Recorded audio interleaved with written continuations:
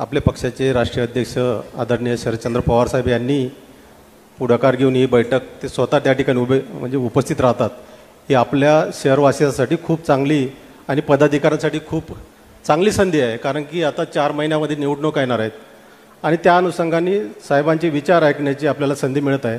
त्याबद्दल या ठिकाणी मी पक्षाचे या ठिकाणी खूप खूप धन्यवाद व्यक्त करतो. मला असं वाटतं की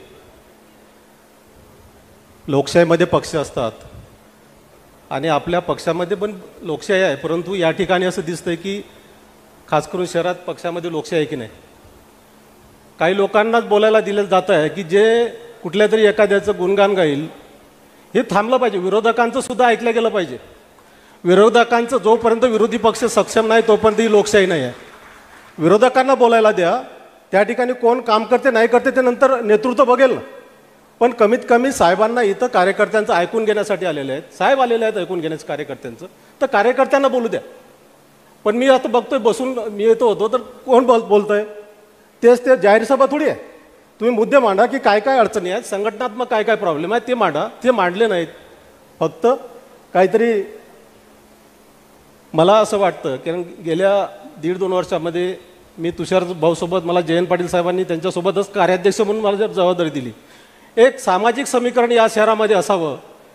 मराठा जर अध्यक्ष आहे तर SC मधला कार्याध्यक्ष, एक सामाजिक अभिसरण. कारण फुलेशाह आंबेडकरांना मानणारा हा पक्ष आहे, पुरोगामी विचारांचा पक्ष आहे आणि म्हणून SC समाजातला कार्याध्यक्ष असावा हे जयंत पाटील साहेबांना वाटलं असावं आणि त्यावेळेस मला कार्याध्यक्ष दिलं. परंतु कोण जाणे काय माहीत नाही, तुषार भाऊंनी 3 कार्याध्यक्ष माझ्या सोबतीला दिले. त्यांच्याबद्दल माझ्यावर रोष नाही, ते सुद्धा त्याच तोडीचे आहेत. परंतु एक मागासवर्गीय अध्यक्षाच्या सोबत 2-3 मराठा देण्याचं कारण काय होतं हे अजूनपर्यंत मला समजलं आणि मी विचारलं पण नाही. तो त्यांचा अधिकार आहे अध्यक्षांचा. हे कुठेतरी थांबलं पाहिजे. संघटनात्मक काम करत असताना दिशा देणारं नेतृत्व असलं पाहिजे. हे हुकुमशाही नेतृत्व नसलं पाहिजे. दिशा दिली पाहिजे. प्रत्येक कार्यकर्ता जर चुकत असेल त्याला सांगितलं पाहिजे. विरोध करत असेल तर त्याचं ऐकून घेतलं पाहिजे. कारण की मला माहिती आहे की मी चळवळीमध्ये काम केलेलं आहे.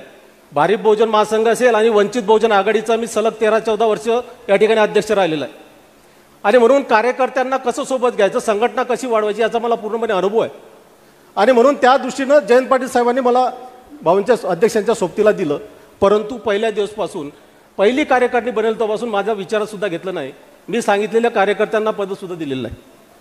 हे कुठेतरी थांबलं पाहिजे ना. संघटनेचं आपण जर काम करत असेल तर सर्वांना सोबत घ्या. कोणी हौसे गौसे नवसे थोडा कमी असेल, एखाद्याला समजत नसेल तर प्रत्येकाचा इथं अनुभव कामाला येणार आहे हे मला या ठिकाणी वाटतं. आणि म्हणून पूर्ण जर विचार केला, गेल्या विधानसभेनंतर ज्या पद्धतीनं शहरामध्ये संघटनात्मक या ठिकाणी काम झालेलं नाही आणि म्हणून प्राप्त परिस्थितीमध्ये शहरामध्ये बदल होणे गरजेचं आहे. ते नेतृत्व ठरवणार आहे. परंतु मला वाटतं की बदल झाला पाहिजे. या ठिकाणी बदल जर होत असताना सर्व सामूहिकपणे नेतृत्व जे सोबत घेऊन जाईल, सामूहिकपणे सर्वांना सोबत घेऊन असं नेतृत्व दिलं पाहिजे. ते कोणालाही द्या, ते प्रांताध्यक्ष आहेत, शरद पवार साहेब आहेत, ते ठरवतील. पण जो कोणी दिला जाईल तो सामूहिकपणे नेतृत्व ज्याच्यामध्ये गुण आहेत ते सर्व सोबत घेऊन जाणारा पाहिजे. मी सुद्धा या ठिकाणी नेतृत्व मला या ठिकाणी प्राप्त परिस्थितीत या शहराचं नेतृत्व करण्याची संधी मला मिळावी अशा प्रकारची मी मागणी सुद्धा केली आहे. माझ्यामध्ये ते गुण आहेत की सामूहिकपणे घेऊन जाण्याची. कारण चळवळीमध्ये फुलेशाह आंबेडकरांच्या चळवळी विचाराचा वारसा असल्यामुळं मी ते सोबत घेऊन जाऊ शकतो. आणि म्हणून प्राप्त परिस्थितीमध्ये जर माझ्याकडे जर तिथे संधी मिळाली तर मी सर्वांना सोबत घेऊन जाऊ शकतो. त्याचप्रमाणे या कार्यकारिणी व्यतिरिक्त माझी कार्यकारिणी जर असेल, मला जर संधी दिली तर त्या कार्यकारिणी व्यतिरिक्त या ठिकाणी कोर टीम असेल, कोर कमिटी असेल की त्यांच्या नेतृत्वाखाली शहराचं काम केलं जाईल. कोर टीमच्या माध्यमातून नुसतं हे नाही तर कोर टीमच्या सोबत असेल, कोर टीमचं विचारात घेतलं जाईल. या शहरामध्ये जे जे जुने जाणते सर्व नगरसेवक असतील किंवा माजी पदाधिकारी आहेत, त्या ठिकाणी मग माजी महापौर आझमभाई पानसारेसारखे सुद्धा या ठिकाणी नेतृत्व आहे, त्यांनाही विचारात घेतलं पाहिजे. त्यांना माहिती आहे इथले सर्व काचकडगे. या ठिकाणी बरेचसे नगरसेवक आहेत, त्या ठिकाणी मग तुषार भाऊ सुद्धा आहेत, त्या ठिकाणी माझे नगरसेवक सिल्वन सुद्धा आहेत, ते सर्व त्या कोर टीममध्ये असतील. अशी सर्व या ठिकाणी सुनील भाऊ आहेत, बरेचसे आहेत की जी 5-6 लोक आहेत की ती पूर्ण कोर टीम, पूर्ण शहराचं जर शहर बांधायचं असेल खरंच तर ती कोर टीम ते काम करेल. नेतृत्व फक्त त्या नेतृत्वाखाली मी मार्गदर्शनाखाली या ठिकाणी राहुल दादा कलाटी सुद्धा आहेत, ते सुद्धा त्यांच्या नेतृत्वात सुद्धा काम करायला आवडेल, त्या कोर टीममध्ये असेल. अशी सर्व दुरी जे राजकारणाला ज्याची समज आहे, या शहरातला स्वभाव त्यांना माहीत आहे, या शहरामध्ये राजकारण कसं करायचं ते माहीत आहे, तरच मी यांच्या सर्वांना विचारात घेऊन या ठिकाणी या पक्षाची, या संघटनेची, शरद पवार साहेबांच्या राष्ट्रवादीची धुरा प्रामाणिकपणे समोर नेऊ शकतो आणि येणाऱ्या निवडणुकीमध्ये चांगल्या प्रकारे रिझल्ट देऊ शकतो.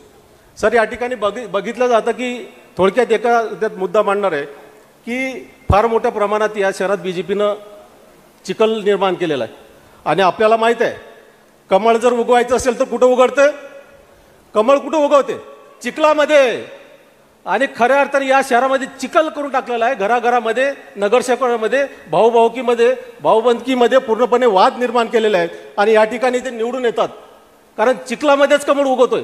आणि म्हणून अमोलदादा, इथून पुढच्या काळात या निवडणुकीच्या आधी आपल्याला लोकांसमोर जाताना ऑपरेशन चिखल करण्याची गरज आहे. ऑपरेशन चिखल या पक्षाच्या, आपल्या राष्ट्रवादीच्या माध्यमातून झालं पाहिजे. जर ऑपरेशन चिखल केलं, यांच्या ज्या काही चुकीच्या पद्धती आहेत, खासदार असतील, तुम्हाला माहिती आहे कुदळवाडीचा आता विषय नाही केला, कुदळवाडीला ते पाडलं, परंतु टीपी स्कीम त्या ठिकाणी होणार ही त्या आमदाराला माहीत होतं आधीच. पण नंतर लोक, आपलं मतदार, गावकरी आपल्या विरोधात जात आहे म्हणून ते पूर्ण टीपी स्कीम त्याला विरोध केला आहे त्यांनी नंतर. अशा बऱ्याचशा गोष्टी आहेत की आपण त्यांना लोकांपर्यंत जाऊन चुकीच्या गोष्टी आपण मांडू शकतो. BJPने जे केलेलं आहे ते मांडू शकतो. आणि म्हणून तुषारभाऊंनी ज्या पद्धतीने म्हटलं की वरून नेतृत्व एक आलं पाहिजे की आम्हाला सपोर्टिव्ह, की पाठबळ दिलं, असं मला सुद्धा त्यांचं पटतं आहे की जर वरून एखादं नेतृत्व आम्हाला पाठीशी दिलं. आणि त्याचप्रमाणे या ठिकाणी अजितदादांचा फार मोठा बालिक केला, कारण पवारसाहेब जरी राष्ट्रवादी असलं तरी सुद्धा इथले तिकिटा देण्याचं काम अजितदादा करायचे, त्याच्यामुळे ते सर्व तिकडे आहेत.